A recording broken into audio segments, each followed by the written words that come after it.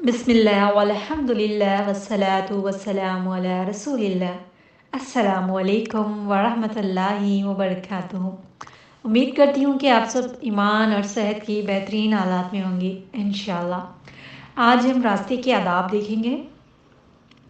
Number 1، تکلیف دہ چیز کو راستے سے ہٹا دینا چاہیے۔ یہ ایمان کی شاخوں میں سے ایک ہے، یعنی کہ اگر آپ راستے میں کوئی پتھر، کچرا وغیرہ کوئی بھی چیز آپ راستے میں چلتے وقت دیکھیں تو آپ کو اس کو ہٹا دینا چاہیے۔ پتہ ہے راستے سے ہم جب کوئی چیز کو ہٹاتے ہیں نا، ہمیں اس کا صدقہ دینے کے برابر کا اجر ملتا ہے۔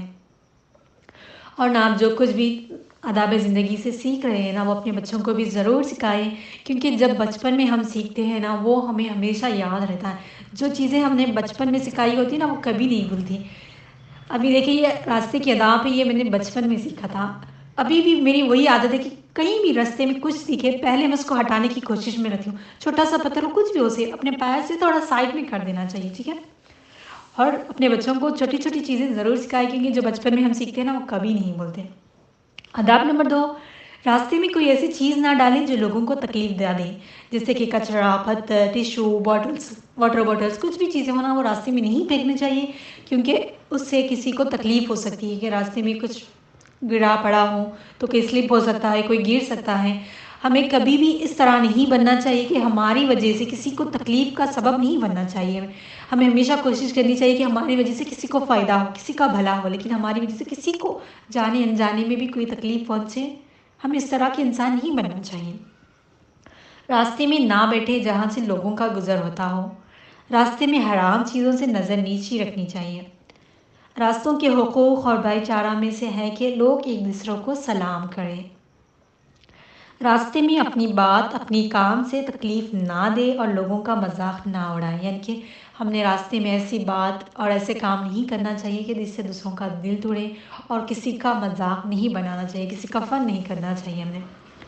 راستے میں نیکی کا حکم دے اور برائی سے روکے، یعنی کہ جب اب راستے میں کسی کو برا کام کرتے ہوئے دیکھے، کوئی لڑائی وغیرہ دیکھی، تو اب جتنا مناسب ہو سکے نا آپ نے اس کو روکنے کی کوشش کرنا چاہیے۔ میں آپ کو ایک حدیث بتاتی ہوں کہ صلی اللہ علیہ وسلم نے فرمایا، اگر آپ نے آپ کے سامنے کوئی برا کرا، یعنی کہ جو اللہ نے منع کیا اس کام کو کر رہا ہو، کوئی غلط کام کر رہا ہو، تو آپ پر فرض ہے کہ آپ نے اسے روکنا ہے کہ آپ یہ کام غلط کر رہے ہو۔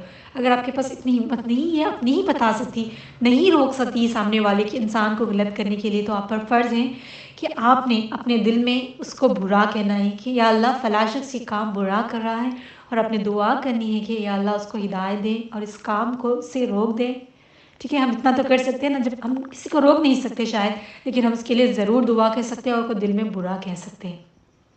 امید کرتی ہوں کہ آپ جبھی بھی کسی کو برا کرتے دیکھیں تو آپ اللہ سے دعا ضرور کریں گے۔ جو شخص بھٹکے ہوئے، یعنی کہ جو کوئی راستہ بھول جائے تو اس کو راستہ دکھانا چاہیے۔ جب اکٹھے یعنی کہ ٹوگیدر باہر ساتھ جائے تو ایک دوسرے کو اپنا مقصد یاد دلانا چاہیے۔ جب کوئی اندھا یعنی کہ بلائنڈ پرسن راستہ پوچھے تو ہاتھ پکڑ کر اس کی منزل تک پہنچانا چاہیے، اور ہمیں مڈل آف دی روڈ یعنی کہ سڑک کے درمیان میں سے نہیں چلنا چاہیے، کسی ایک کارنر سے چلنا چاہیے، تاکہ آپ کی وجہ سے کسی کو پریشانی نہ ہو اور آپ کو بھی کسی چیز کا نقصان نہ اٹھانا پڑے۔ مظلوم ضرورت مند کی مدد کرنی چاہیے۔ ہر مسلمان پر یہ واجب ہے کہ وہ اپنی ضرورت مند بھائی کی مدد کرے، یعنی کہ اگر آپ سے راستے میں کسی نے مدد پوچھی ہے تو آپ نے لازمی اس کی مدد جتنا آپ سے ہو سکے، ہم نے کبھی بھی ضرورت مند کو انکار نہیں کرنا چاہیے۔ اگر آپ سے جتنا پاسبل ہو سکے آپ نے اس کی مدد کرنی چاہیے۔ اگر آپ سے پاسبل نہیں ہے تو آپ نے کہنا ہے کہ معاف کیجیے، میری استطاعت نہیں کہ میں آپ کی مدد کر سکوں، لیکن میں اللہ سے دعا کرتی ہوں کہ اللہ آپ کے لیے آسانیاں پیدا فرمائے اور آپ کی مدد کرے، ٹھیک ہے؟ اور ٹریفک رولز اور سڑک کے جو بھی رول ہوتے ہیں، ہر جگہ کے الگ الگ رولز ہوتے ہیں، اس رولز کو فالو کرنا چاہیے۔